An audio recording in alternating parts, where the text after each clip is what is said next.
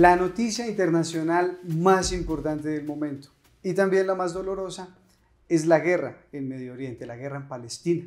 La guerra cuyos protagonistas, por supuesto, hemos aprendido a conocer de a poco en estas conversaciones del Espectador, y hoy vamos a continuar dialogando sobre el tema para que en algún momento podamos, como colombianos, de verdad comprender lo que está pasando allá, y para que muy especialmente no hagamos juicios a priori, conozcamos la historia que se desarrolla en ese lugar de la geografía mundial. Por eso el invitado en este momento es Rauf Al-Malki, el embajador de Palestina en Colombia. Señor embajador, bienvenido y gracias por estar en las conversaciones del Espectador. Muchas gracias por la invitación. Embajador, pues lo primero de verdad expresar la solidaridad con todas las víctimas en esta región del mundo, con todas las víctimas, en este caso palestinas, como consecuencia de la guerra, que no entendemos por qué después de tantos y tantos años en el mundo seguimos con guerras por todo lado, y una de las más dolorosas es la que su pueblo está padeciendo en este momento. Así es. Señor embajador, ¿qué es Palestina? Palestina es una pequeña tierra, un pequeño territorio que se ubica entre los tres continentes antiguos, Asia, África y Europa. Es un territorio, a pesar de que es pequeño, pero muy rico de historia, civilización, cultura, religiones. Todas las religiones monoteístas han pasado por Palestina, tienen también allá sus lugares santos. La historia arranca desde Palestina, ahí nació nuestro Señor Jesucristo, ahí pasó el profeta Mahoma, ahí estuvieron los judíos, ahí estuvieron muchísimas civilizaciones, los romanos, los persas, los cruzados, los árabes. Napoleón Bonaparte trató también de conquistarla. Pues siempre ha sido, digamos, el enfoque de todas las invasiones, de todas las civilizaciones, y Palestina, pues el resultado de todos estos años, de todas estas invasiones, civilizaciones, somos nosotros, el pueblo palestino, un pueblo milenario que ha estado siempre ahí en esa tierra desde antes de la historia hasta hoy en día.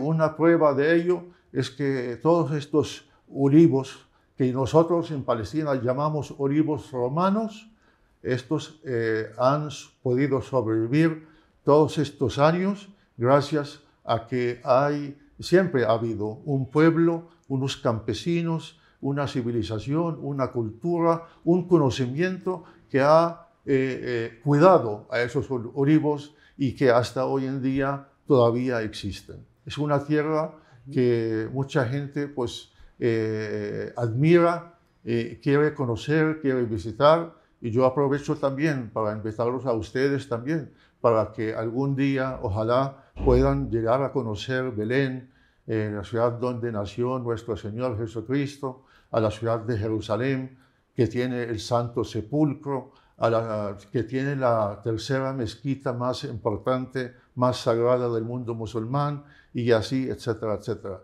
Así que esta es, en resumen, en pocas palabras, Palestina. Señor embajador, usted nos dice, en efecto, esa zona del mundo de la Palestina es una zona que tiene una importancia cultural y muy especialmente religiosa para las tres grandes religiones monoteístas, ¿no? Entonces allá los judíos tienen centros de culto, las personas que profesan la religión islámica también, los cristianos también. Entonces es muy importante prácticamente para todo el mundo, y sin embargo es muy triste que, siendo importante para todos, esté como está. Y usted nos menciona una ciudad que es solo uno de los ejemplos importantes, Belén. En Belén nació Jesucristo, según el relato bíblico. Para todas las personas que profesan, por ejemplo, la religión católica en Colombia lo saben. En Belén también nació usted. Sí, señor. ¿Cómo es Belén? Belén, mira, Belén es una pequeña ciudad cristiana y musulmana. La mayoría de la población es cristiana. Hay un grupo también de ciudades alrededor de Belén, también son comunidades cristianas. En su mayoría eran cristianos ortodoxos, algunos también católicos, otros protestantes, y los musulmanes allá también son musulmanes suníes, que son, digamos, la mayoría que hay en Palestina. Es una ciudad pequeña, muy bonita. y que siempre hemos coexistido y convivido los musulmanes y cristianos en la ciudad de Belén sin ningún problema nunca. Yo que nací allá hace bastantes años, siempre mis amistades han sido amistades cristianas, nunca nos preguntamos de qué religión es usted. Así que esto lo quiero decir para mostrar de que el conflicto en Palestina no es un conflicto religioso. El problema no está entre las religiones, ni los musulmanes, ni los judíos, ni los cristianos tienen nada que ver.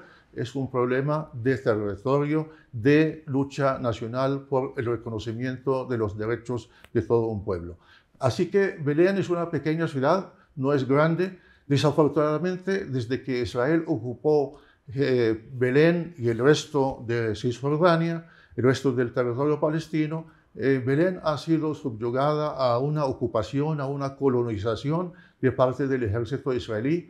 No se ha podido desarrollar una economía, sobre todo basada en el turismo, porque el turista que llega a Belén, pues llega a través de aeropuertos y puertos controlados por Israel, agencias israelíes lo manejan, llega a Belén, visita Belén, pero la ciudad de Belén no se beneficia de ese turismo. Está también rodeada por asentamientos, colonias judías instaladas ilegalmente en territorio palestino, lo que ha limitado también el desarrollo urbano de la ciudad. El que quiera visitar, por ejemplo, Belén, tendría que ir primero al aeropuerto de Ben Gurión como extranjero, como turista, llegar a Jerusalén, de allá tratar de cruzar el muro que ha construido Israel. Hay muro. Hay muro. Lo ha construido el 80% del muro está construido dentro del territorio palestino ocupado. O sea, no es un muro que separa Israel de Palestina, sino que Israel ha construido un muro dentro del mismo territorio palestino, separando palestinos de palestinos, aldeas de otras, familias de otras, alrededor sobre todo de la ciudad de Jerusalén, que Israel anexó y no permite la entrada de los ciudadanos palestinos de Ramallah, de Belén, etc., a la ciudad de Jerusalén, sino con un permiso de las autoridades militares israelíes. Así que el turista llega a Jerusalén y tiene que cruzar ese control que está en el muro alrededor de la ciudad de Belén para poder llegar a visitar la ciudad de Belén. Pero a pesar de todos estos problemas que hay alrededor de la ciudad, pues siempre invitamos a la gente a que vaya, conozca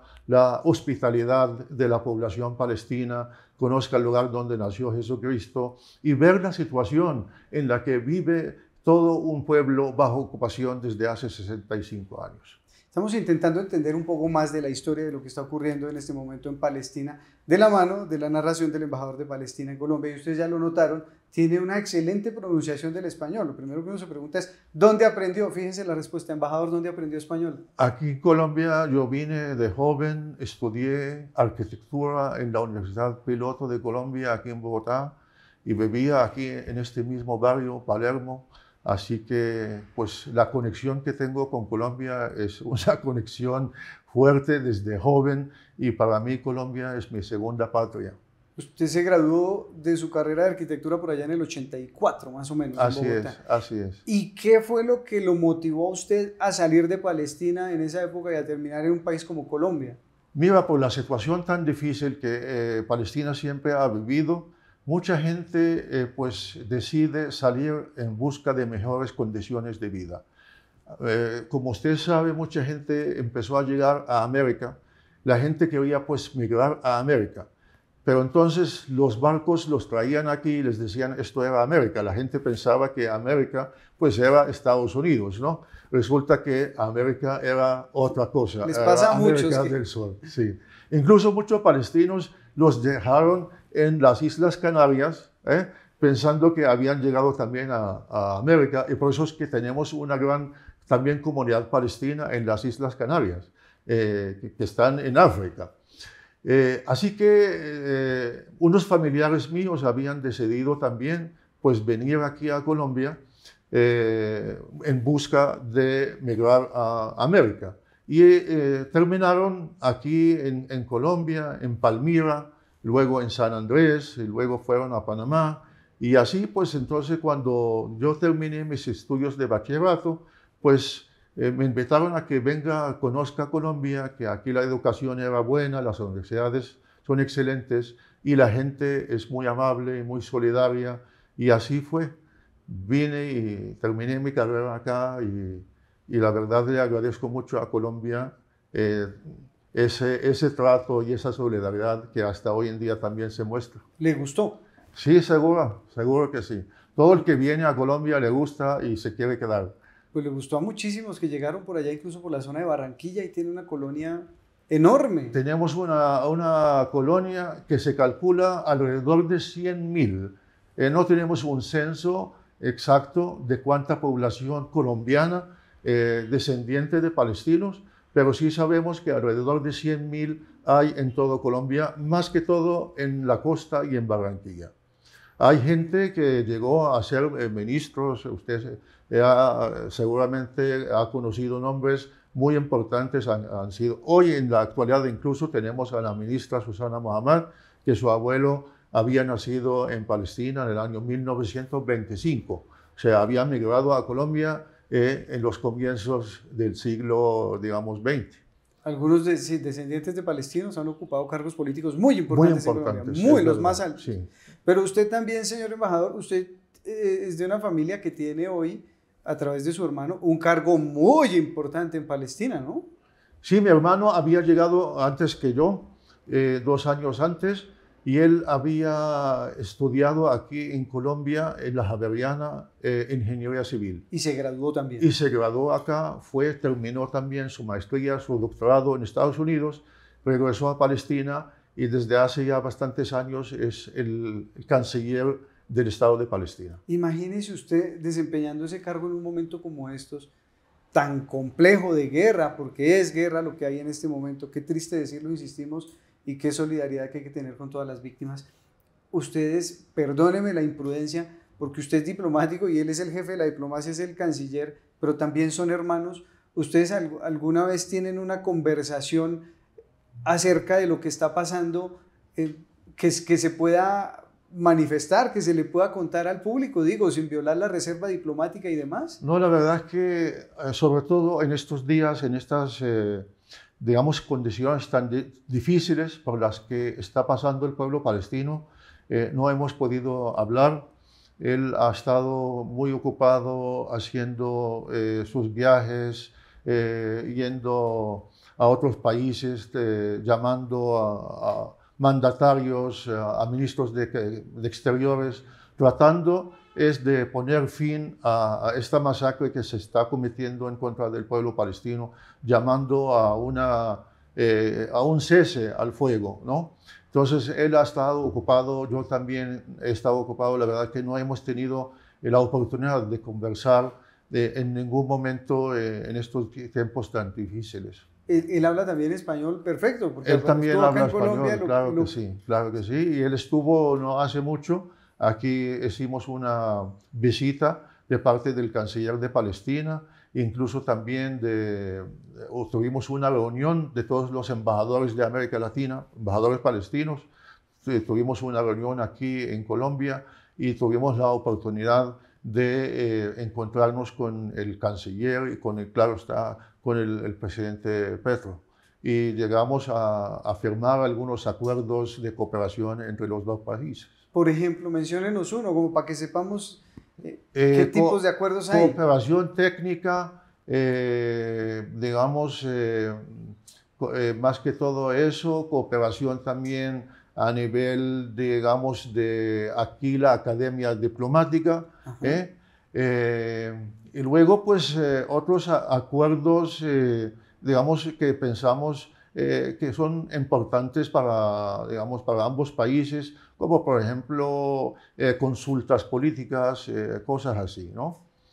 Volvamos, perdóneme, embajador, con los palestinos en Colombia por un instante. Los primeros que llegaron, que se recuerdan así como una migración representativa, digo, por cantidad, venían con pasaporte turco otomano. Sí. Y en Colombia solemos confundirnos y les decimos los turcos. De hecho, en Barranquilla se habla mucho del turco, el turco, el tutco, correcto, sí. para ponerlo en el... Y aquí también se solía decir mucho el turco, usar ese término para referirse a aquellos que vinieron, digamos, de lo que es el levante árabe. La gente que empezó a llegar desde el siglo XIX de parte del Líbano o de la Gran Siria. Por eso es que los llaman sirio-libaneses, porque era un solo país de Siria, del Líbano, de Palestina, de Jordania. Todos que llegaban aquí llegaban con un pasaporte, digamos, turco, ¿no? Porque toda esta zona estaba bajo, digamos, el imperio turco. Entonces se les llamaba turcos porque tenían pasaportes turcos, pero todos ellos, ninguno de ellos es turco, no hablan turco, hablan el árabe levantino y no tienen nada que ver con Turquía más que el pasaporte. Tienen en cambio sí muchísimo todo que ver con la Palestina, por ejemplo. Así es, así es. Porque había muchísimos y llegan a Colombia y echan raíces. Así Entonces, es. hay empresarios. Fíjese un detalle, lo hablábamos ahorita extra micrófono, que me llama mucho la atención. Usted conoce, se ubica geográficamente en Bogotá bien, ¿cierto? Correcto. Lleva 10 años de embajador, imposible que no. Sí. Y estudió acá en los 80, imposible Así que no. es. Entonces, para usted y para muchas de las personas que nos ven, no debe ser ajena a la expresión el tía de la décima.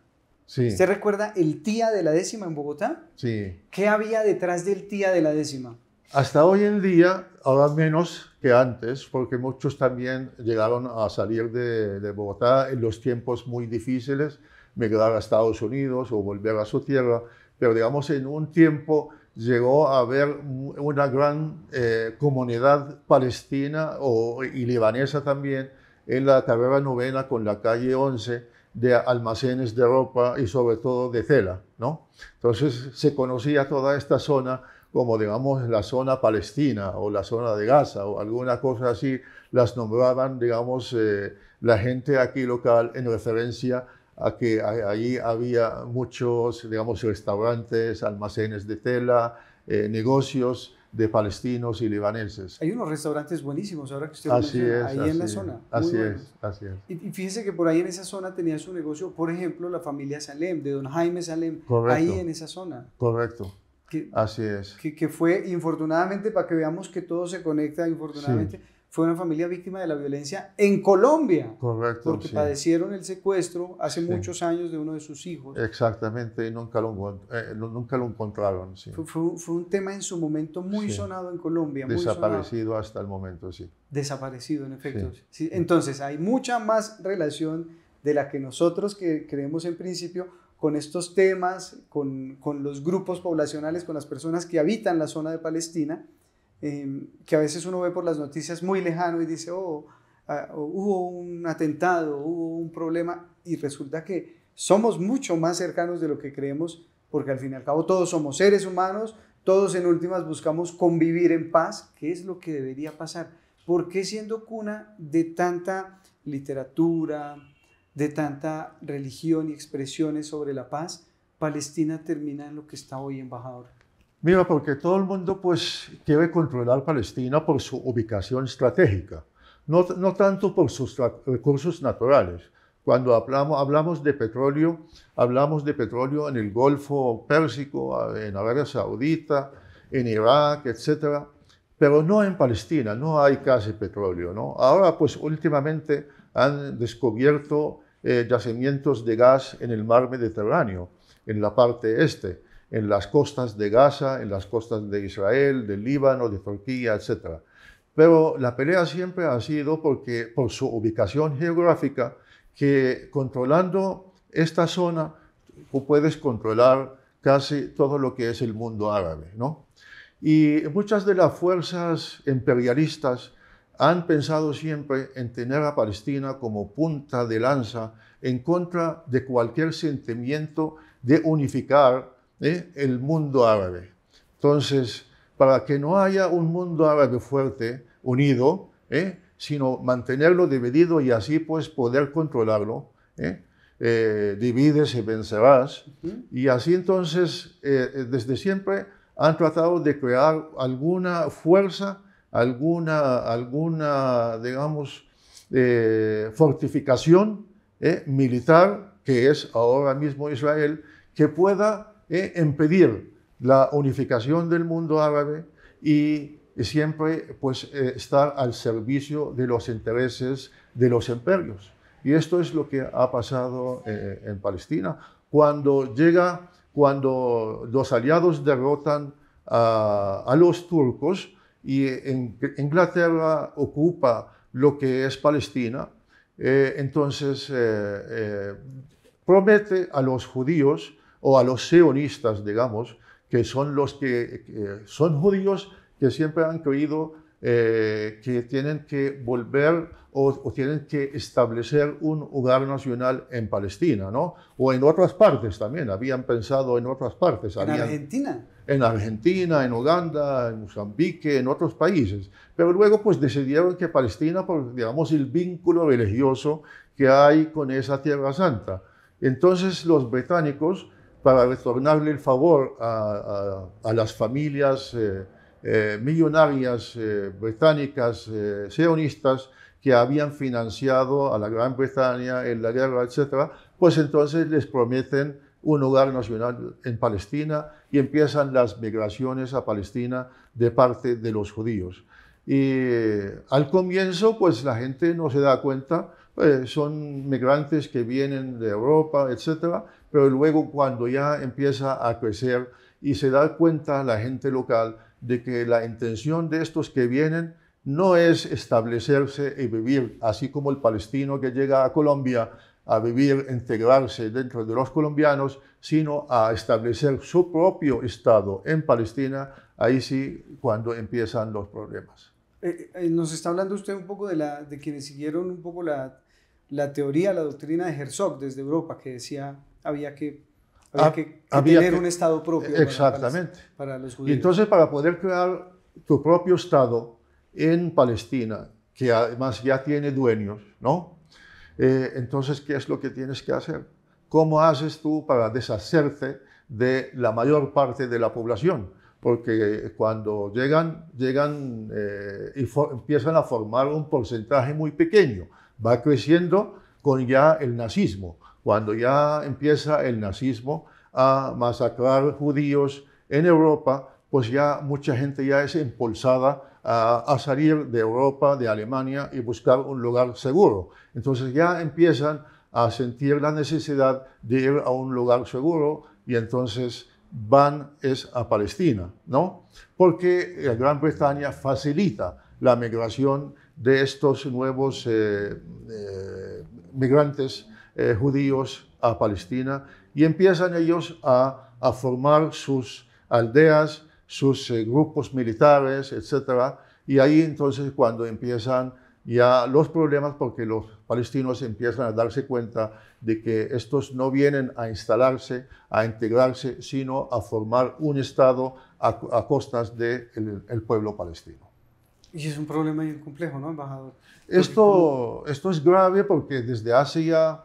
Esto empieza antes de 75 años, antes de la creación del Estado de Israel, pero digamos que a partir del establecimiento del Estado de Israel, que se establece, según historiadores, todo documentado a través de una limpieza étnica en contra de la población palestina.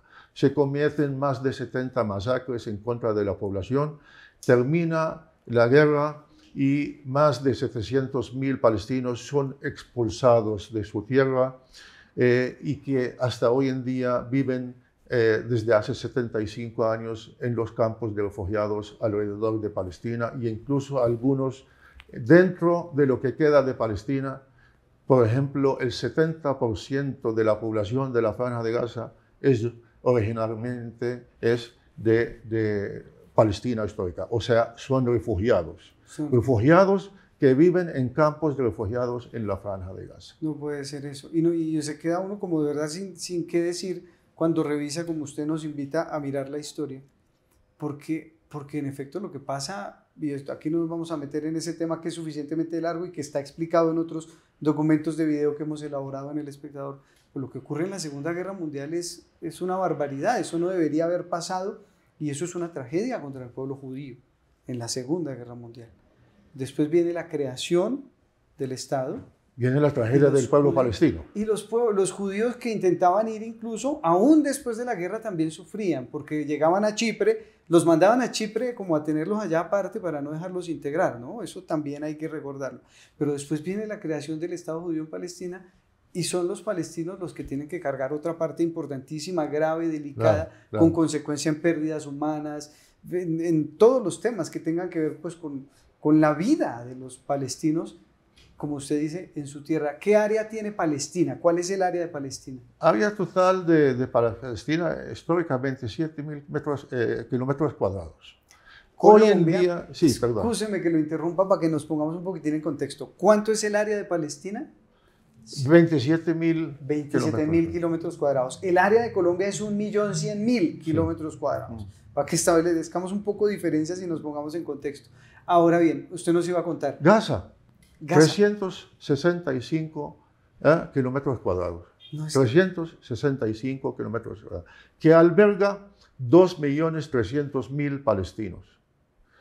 O sea, el área más densamente poblada del planeta. Gaza. Y ahora mismo está siendo bombardeada a todo minuto. ¿Dónde se va a esconder la gente? La pregunta que se hace. ¿Dónde? No hay dónde. No hay dónde. ¿La población palestina es de cuántas personas? En la Franja de Gaza hay 2.300.000. En Cisjordania hay 3.200.000. En el Estado de Israel, ciudadanos de segunda, hay 2 millones aproximadamente de palestinos. ¿Y en campos de refugiados alrededor de Palestina hay 6 a 7 millones de palestinos que viven en sus campos de refugiados desde hace 75 años. ¿Eso es en Egipto? Eso es en Egipto, Jordania, Líbano, Siria, Irak. Esa es la tragedia humanitaria que se vive y que tiene en este momento pendiente al mundo. ¿Qué fue lo último que usted supo, embajador, sobre ese caso que ha sido primera plana en todos los medios de comunicación del mundo sobre el ataque contra un hospital en Palestina? Sí. Mira, Israel ha intentado, como siempre, Israel siempre lo hace, Israel se ha basado sobre una mentira. La gran mentira fue de que esa tierra, Palestina, era tierra sin pueblo para un pueblo sin tierra. Ahí empezamos con la primera gran mentira. Israel siempre ha mentido, ha tratado de decir de que ellos no asesinan a civiles, que ellos, sus objetivos son Hamas y son otros, etcétera, ¿no? Pero la historia nos ha mostrado siempre de que eso no es verdad. Varias masacres que ellos habían cometido, y no voy a regresar hasta los 75 años con la creación del Estado de Israel, que ahora incluso algún director de cine judío israelí hizo una película que se llama Tantur. Habla sobre la masacre que cometieron, esos grupos terroristas sionistas en aquel tiempo en contra de una población palestina costera que se llama Tantura y que ahora pues se está revelando con testigos, aquellos ahora ya ancianos, aquellos que eran miembros de esos grupos y que cometieron esa masacre horrible en Tantura. Pero otras masacres también la ha cometido Israel y al comienzo siempre dice que no fueron ellos y luego pues termina reconociendo. Podemos mencionar el caso de la periodista Shireen Abu Akleh, ¿no? Shireen Abu Akleh, periodista súper conocida. De nacionalidad norteamericana también. Nacionalidad norteamericana, terminó el ejército israelí reconociendo que fue una bala israelí, pero que a lo mejor no fue intencional, ¿no? Aunque todo el mundo que sabe que sí, porque la bala, ella estaba vestida con un chaleco antibalas, con un casco antibalas de protección y la bala le entró acá, preciso acá, donde solo un francotirador lo puede hacer, ¿no? Terminaron con su vida. Terminaron ellos reconociendo que fue Israel la que la asesinó, pero también el caso terminó con total impunidad. O sea, nadie se castigó, nadie juzgó nada, no se hizo más investigaciones, ni siquiera de parte de los Estados Unidos. Escúcheme que le pregunte, ¿cuántos palestinos han muerto como consecuencia de esa guerra? O sea, a lo largo de los años, más de 100.000 palestinos han muerto. Más de 100.000 palestinos. Claro que sí.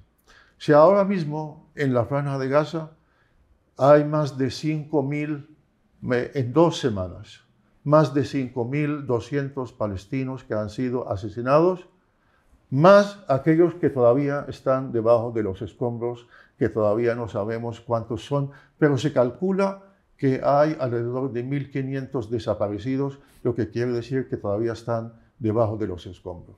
Las tensiones y los hechos violentos no han parado y no son nuevos, y no es que ahorita se hayan reactivado, sino que eso venía. Pero la atención mundial vuelve justo en este mes, en este último mes, por un hecho específico, que es un ataque de un grupo terrorista que se llama Hamas. Señor embajador, cuéntenos por favor, ¿qué es eso del Hamas? ¿Quiénes son ellos? Mira, el terrorismo lo ha estado practicando el Estado de Israel desde antes incluso de establecerse. Y a lo largo de su vida, 75 años que lleva establecido el Estado de Israel, ha practicado toda clase de terrorismo en contra de la población palestina. Las matanzas, el despojo, la confiscación de tierra, todo esto también es terrorismo, terrorismo de Estado. Un Estado que ocupa desde hace 56 años, el año 67, Israel ocupa el resto de Palestina, ¿verdad? Y desde hace ese tiempo hasta ahora vivimos nosotros los palestinos de Cisjordania, de la Franja de Gaza, de la Ciudad Santa de Jerusalén, bajo ocupación israelí. Entonces, si esto no es terrorismo, entonces ¿cuál es? El terrorismo es lo que está haciendo ahora mismo Israel. O sea, todo el mundo califica, no todo el mundo occidental, amigo de Israel, califica a Hamas como organización terrorista. Vamos a decir que sí, vamos a aceptar que es el mundo que maneja nuestras vidas. Son los que mandan, ¿verdad? Y son los que dan los calificativos a esto y aquello. Ellos dicen que es una organización terrorista, bueno, vamos a aceptarlo. Y ellos llaman al ejército israelí, ejército de ocupación, lo llaman el ejército de defensa de Israel, ¿no? Entonces, cualquiera que escucha eso, pues dice, mira, aquí estamos frente a unos buenos y frente a unos malos. Aquí el ejército de defensa, que está para defenderse, y estos son el grupo terrorista. Entonces, haga lo que haga Hamas, eso es malo, y haga lo que haga Israel, eso es bueno, ¿no? Entonces, esa es la narrativa que quieren que el mundo pues, comprenda y entienda y perciba de lo que está pasando en Palestina. Pero es el Estado terrorista el que ha estado asesinando, y como digo yo, no voy a volver a los 75 años, ni los 56 años de ocupación, ni los 16 años que lleva la Franja de Gaza bajo asedio, sino voy a mencionar lo que está pasando ahora mismo en la Franja de Gaza. En estos momentos, mientras hablamos usted y yo, las bombas están cayendo encima de la población civil palestina. Más de 5.000 palestinos, todos en su mayoría absoluta, civiles. Casi la mitad son niños, más de 1.000 y pico son mujeres, y el resto son ancianos o hombres civiles que no tenían nada que ver con esta guerra. Entonces Israel, que no solo está bombardeando, una lluvia de bombas, de misiles, de última tecnología, que está cayendo encima de las casas, de los hospitales, de las escuelas, pero es que está también usando hasta el fósforo blanco, arma prohibida por Naciones Unidas, por las leyes internacionales, en contra de la población civil. Hemos visto cómo están cayendo las bombas encima de las torres residenciales, de las escuelas, de los hospitales, de las iglesias.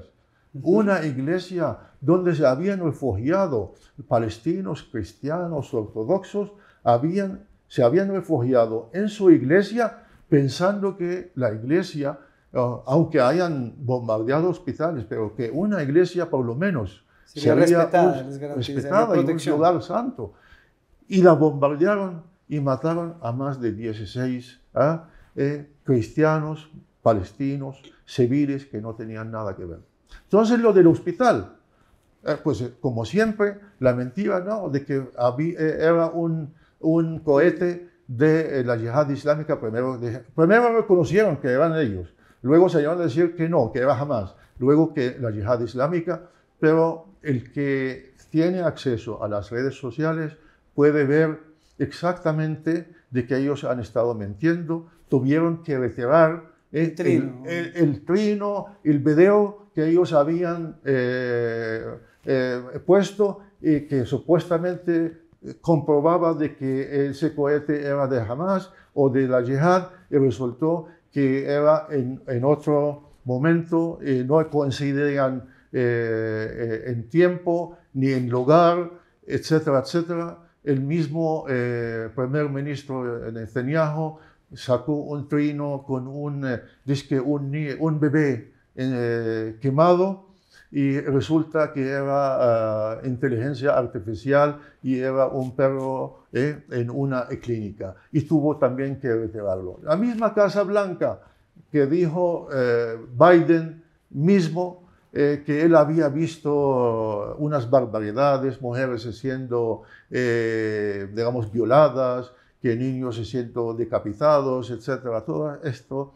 Y luego, pues, la misma Casa Blanca tuvo que retractarse y decir que ninguno había visto nada. Entonces, lo que pensamos es que esto es una guerra mediática. Para tú poder ganar los corazones y la mente de la gente, pues tienes que ganarles su simpatía y decirles, mira, estos no son humanos, estos son unos animales bárbaros, salvajes, que hay que acabar con ellos. O sea, lo que decían los nazis de los judíos, ellos también ahora están diciendo de los palestinos, para justificar esa matanza que están cometiendo ahora mismo en la Franja de Gaza. Nos dice usted, embajador, entonces hay un uso de la tecnología no solo para hacer directamente la guerra con armas, sino también para desinformar a la comunidad acerca de lo que está ocurriendo allá en esa zona del mundo. Pero permítame insistirle un instante, a ver si le entendí bien y corríjame. Usted dice entonces, Hamas sí es un grupo terrorista, pero también dice a continuación que Israel está incurriendo en acciones de violación de derechos humanos, de derecho internacional humanitario, crímenes contra la humanidad. ¿Es eso lo que usted me está diciendo? Yo le estoy diciendo que si el embajador de Israel, que usted seguramente la ha entrevistado o lo va a entrevistar, si el embajador de Israel acepta calificar a su país como país terrorista, a él mismo, que seguramente ha servido en el ejército israelí y estuvo en territorio palestino, y no sé si él mismo habrá asesinado o no a niños palestinos, pero por lo menos ha estado formando parte de ese sistema militar de represión en contra de mi pueblo. Si él acepta decir que su Estado de Israel es terrorista, yo aceptaría decirle que Hamas también lo es. Pero es que las cosas son así. No hay que ver solo desde una sola perspectiva, sino que ver que hay una Franja de Gaza que lleva 16 años bajo bloqueo total de parte de Israel. 16 años jóvenes que han nacido en la Franja de Gaza y han llegado a la edad de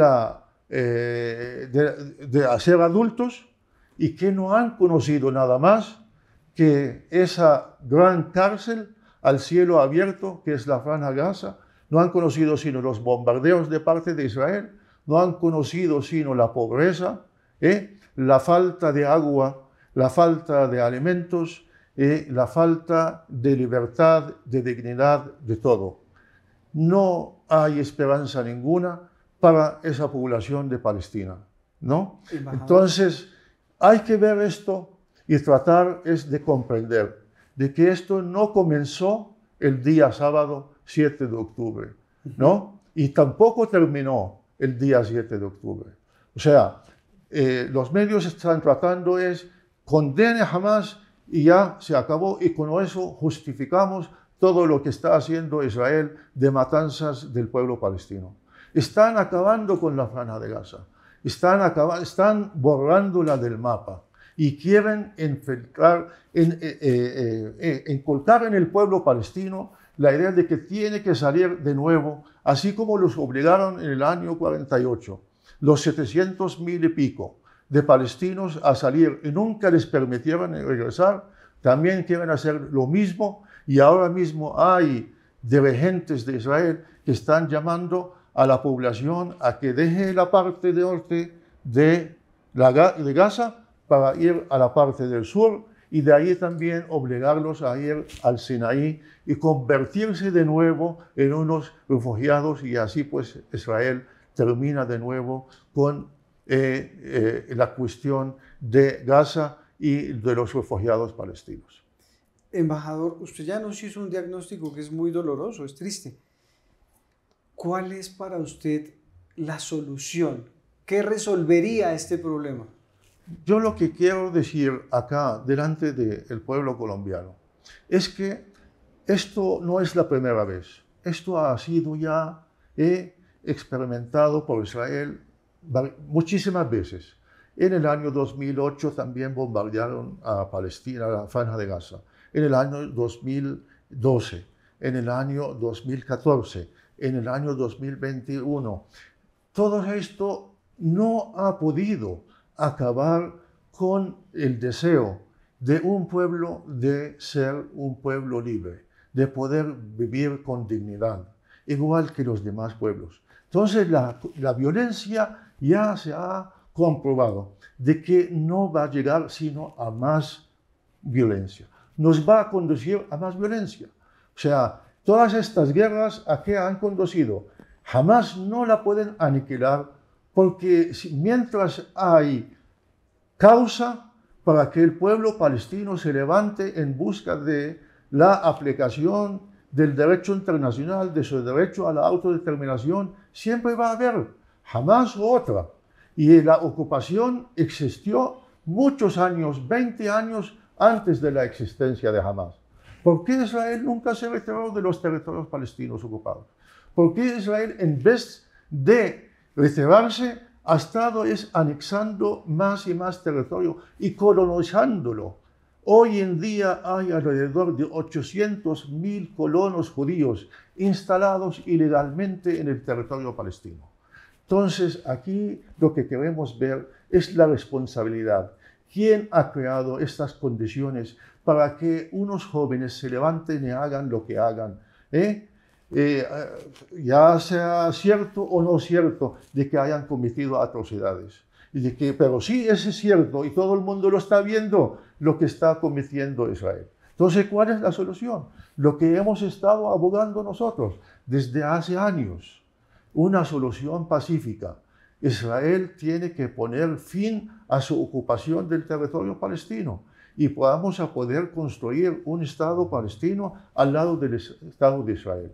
Y por eso hemos escogido el camino de las negociaciones, el camino de la paz, el camino de la diplomacia. Pero al contrario, Israel lo que hace es anexar más territorio e incluso cometer más violencia y violencia. Ahora mismo yo estaba viendo en territorio palestino, no en Gaza, en Cisjordania, donde no está Hamás. Desde el sábado 7 de octubre han asesinado a 93 jóvenes palestinos. 93. Han encarcelado a más de 1.100 palestinos, ¿no? Tienen en sus cárceles a más de 5.000 palestinos prisioneros políticos, a más de 1.200 palestinos encarcelados bajo una fórmula británica que se llama detención administrativa, donde el palestino está siendo encarcelado por años sin siquiera saber, ni él, ni su familia, ni su abogado, la razón por la que está siendo así encarcelado. Entonces, cuando a mí me hablan de los rehenes, yo digo que es que todo un pueblo está siendo rehén de Israel desde hace 56 años. Nosotros vivimos bajo ocupación.